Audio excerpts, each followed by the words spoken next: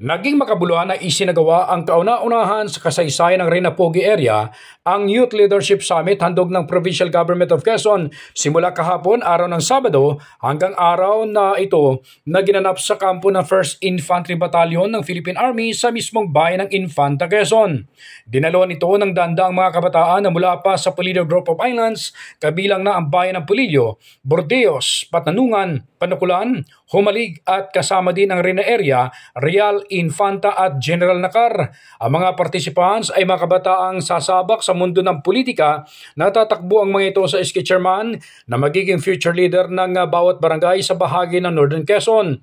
Lahat ay inimbitahan at dumalo na bagamat na magkakalaban sila sa politika, pero nagkakaisang dumalo para sa isang magandang hangarin upang malaman ang mga gampanin sa kanilang tatahaking responsibilidad kapag sila ay palarin sa darating na halalan. Layunin ng programa upang maturuan ang mga kabataan na magiging ehemplo o huwaran ng kanilang lugar at kung paano pamumunuan ang mga kasama nilang kabataan na magiging halimbawa na maging katuwang ng gobyerno sa pagsugpo sa anumang uri ng kriminalidad, iligal na droga, lalo tigit na magiging katuwang ang mga kabataan sa pagpapanatili ng probinsya na insurgency-free.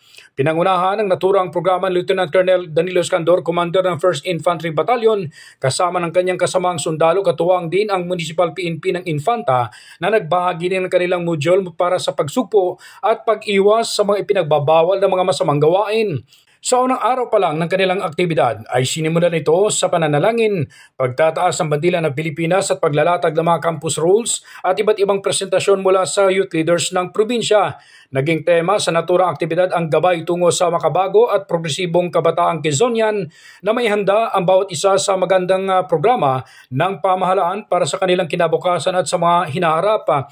Tinalakay din sa naturang aktibidad ang reform law na kung saan dito malalaman ng mga kabataan ng age expansion, anti-political dynasty, financial independence, local youth development council, mandatory trainings ang linggo ng kabataan.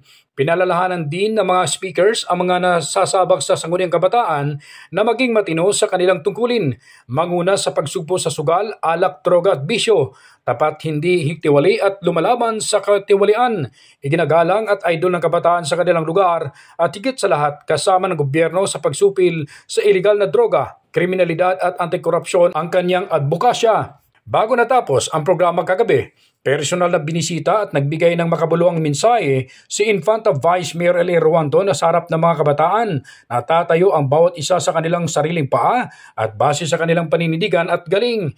Nagbalik tanaw din si Ruanto sa kanyang kapanahunan na bago siya naging busy alkalde ay nagsimula siya sa edad na 20 na una siyang sumabak sa pagkakonsihal ng Infanta dahil naniniwala siya na may magagawa siya sa bayan bilang isang kabataan para maisakatuparan ang kanyang advocacy. Bagamat walang kuryente mula pagpatak ng 6 AM ng umaga hanggat inabot ng gabi ay hindi natinag ang excitement na makinig ng mga makabuluhang mensahe ang mga kabataan.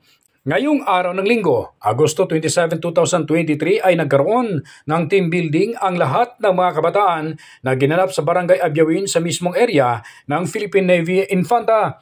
Isang magandang programa niya ito dahil dito makikita ang kanilang talento at galing na lalo pang tumalas ang kanilang kaisipan kung paano mapagtagumpayan ang anumang hamon sa kakarapin nitong responsibilidad sa gobyerno. Ronda balita mula sa lalawigan ng Quezon. Ako si J.R. Narit, naghahatid ng mahalagang impormasyon at balitang totoo.